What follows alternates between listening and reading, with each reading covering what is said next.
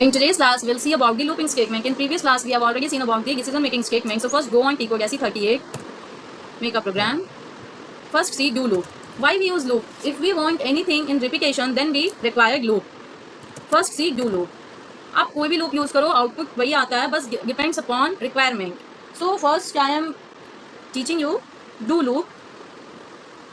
What do loop is? First, declare a variable using a data keyword. Num type I value 1 okay. अब आपको जो भी लिखना है वो आप डू लूप के अंदर में लिखोगे, डू और एंड डू। यहाँ पे ये होता है कि जैसे ही आप डू लूप यूज करते हो तो अगर स्टेटमेंट डू से स्टार्ट करते हो तो उसको एंड करना मस्ट है।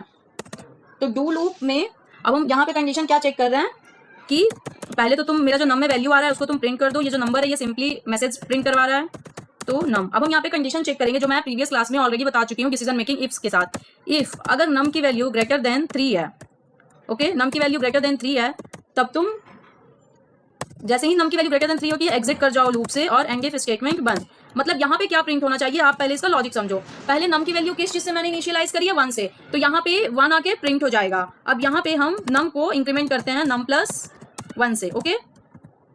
तो यहाँ पे नम की वैल्यू 1 है तो 1 प्रिंट हो गया। तो पहला कैसे क्या प्रिंट हुआ, नम का वैल्यू 1, फिर नम का वैल्यू 1 है तो 1 प्लस 1 क्या हुआ, 2 हुआ। तो इस बार नम की वैल्यू क्या हुई, 2।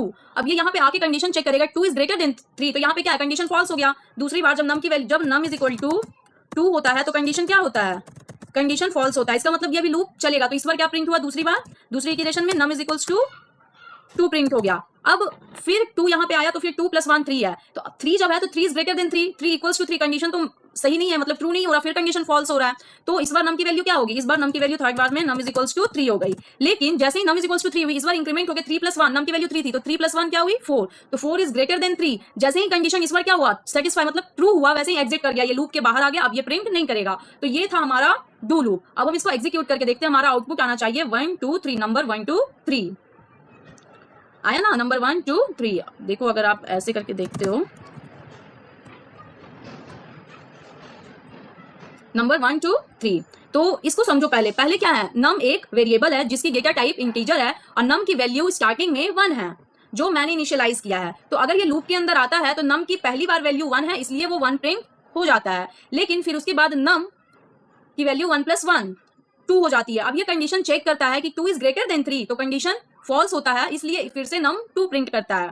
फिर इंक्रीमेंट होके 2 प्लस 1 3 होता है, तो 3 इज ग्रेटर देन 3, इस बार भी कंडीशन फॉल्स होता है, तो इसलिए इस बार भी नम की वैल्यू 3 होती है और 3 प्रिंट हो जाता है। लेकिन जैसे ही 3 प्लस 1 होता है यानी 4, तो जब ये इफ कंडीशन के अंदर घुसता है फिर चेक करता है 4 इज ग्रेटर देन 3, ऑब्वियसली 4 3 से बड़ा है, 1 2 3 से बड़ा नहीं, 2 3 से छोटा है और 3 3 के बराबर है, ना तो बड़ा है ना तो छोटा है, तो दोनों बार कंडीशन फॉल्स था। लेकिन 4 3 से बड़ा है, 4 is positive integer and 3 is also, but 4 3 से बड़ा है।